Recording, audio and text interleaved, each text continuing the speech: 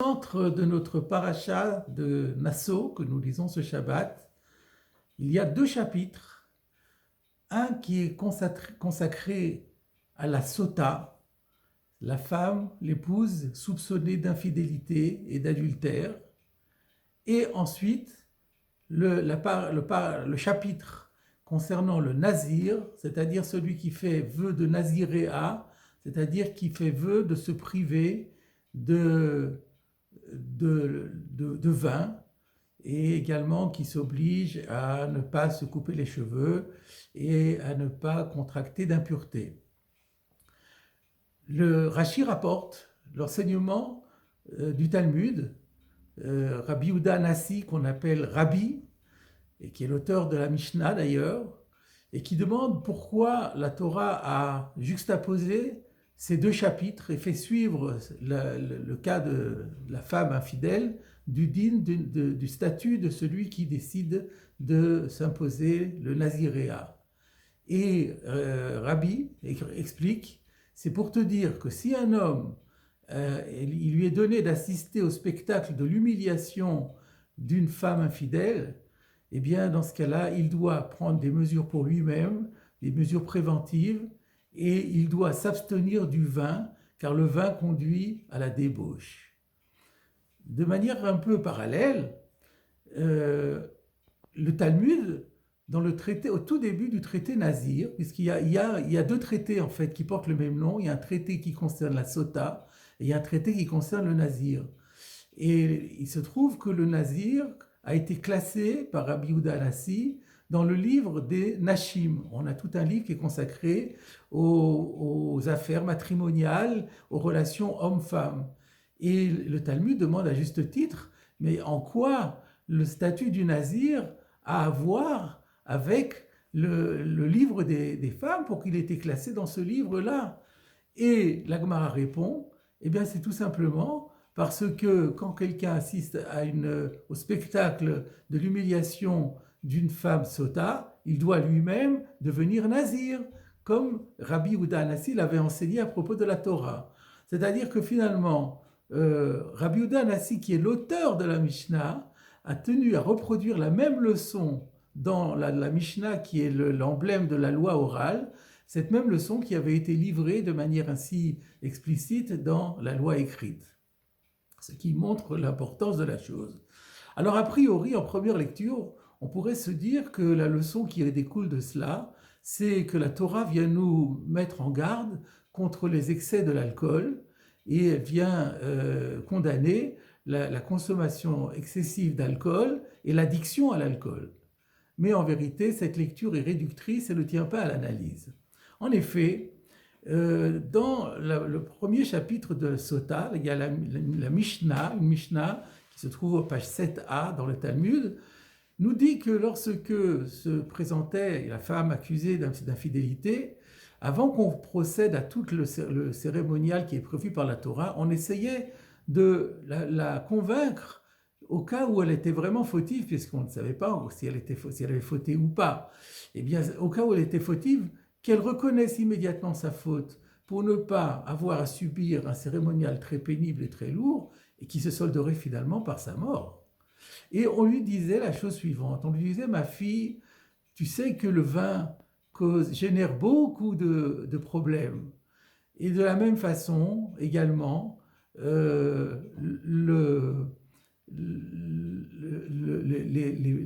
plaisanteries oiseuses, ainsi que les fréquentations, les mauvaises fréquentations.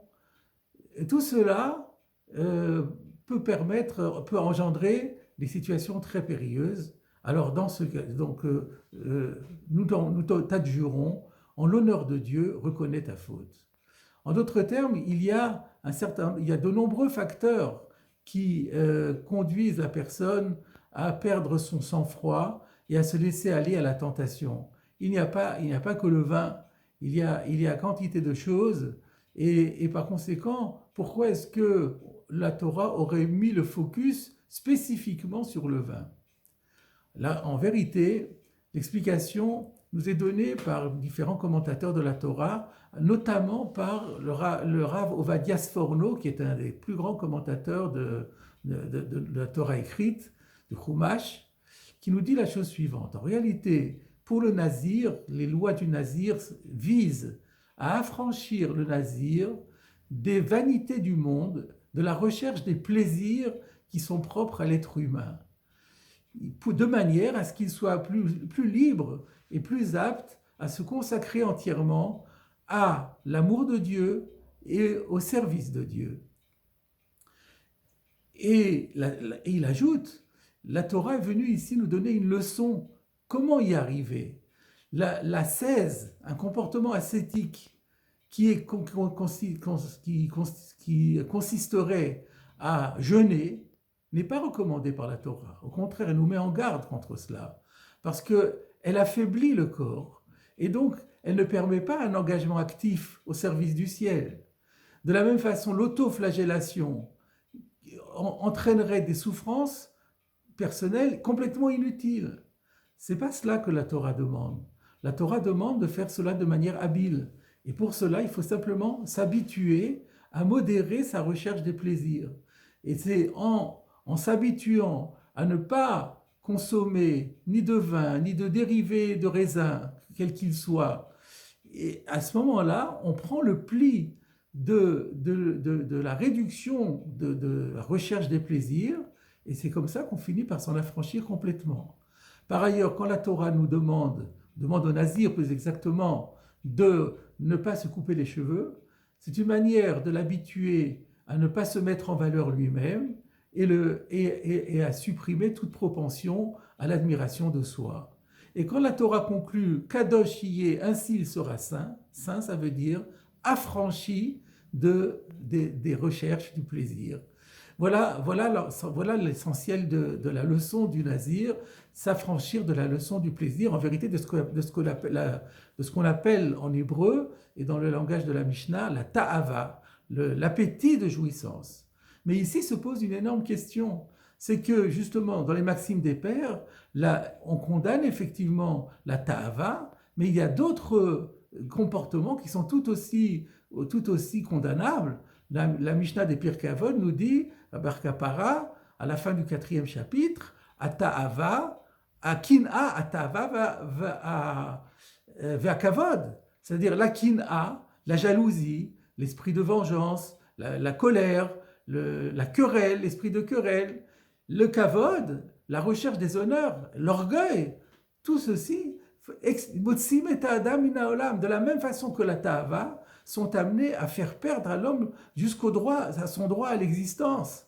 Alors pourquoi ici on mettrait le focus uniquement sur le travail personnel, sur la ta'ava, sur le désir matériel, le désir de jouissance, et pas sur les autres défauts qui sont aussi gravissimes? La réponse nous est proposée, nous est donnée en fait en une phrase dans un grand livre bien connu, le Sha'arei Teshuvah, les portiques du repentir, qui ont été écrits au Moyen-Âge par Rabbeinu Yonah de Gérone. Il nous dit la chose suivante: la ta'ava, le désir, c'est le moteur de l'homme. Dans son langage, c'est la racine de toutes les actions de l'homme. Et si l'homme travaille justement son désir, de façon à ce que son désir ne soit plus au service de la matérialité, mais au contraire de la spiritualité, alors tous ces actes seront sans faute. Et c'est donc ce qui veut dire que c'est cela qui est, bien sûr, il existe encore d'autres vices qui peuvent générer des fautes, mais tout repose au départ sur le travail, sur la ta'ava. Parce que la ta'ava en soi, le désir, n'est pas quelque chose de malsain. Il peut être orienté vers la matière comme vers l'esprit. Et là est notre travail. Si nous arrivons à faire en sorte que notre désir de plaisir, nous ne le trouvions pas dans le fait de faire plaisir à notre corps, mais dans le plaisir de l'esprit, eh bien dans ce cas-là, nous utilisons la ta'ava qui a été implantée en nous, cette faculté de désir et qui est le moteur de l'homme, eh bien nous l'utilisons à bon escient. Voilà mes chers amis, la leçon du nazir. La leçon du nazir, c'est que le moteur principal de l'action humaine, c'est justement ce désir. Il faut s'habituer. Aujourd'hui, le statut de nazir n'existe plus. Mais par contre, nous devons continuer à travailler pour modérer l'envie de jouir corporellement, de jouir physiquement, et de lui substituer à cette envie une envie et trouver qu'il y a du plaisir à étudier la Torah, à approfondir les valeurs de la Torah, à accomplir les commandements de la Torah. Et on se rendra compte dans ce cas-là que c'est la clé du bonheur.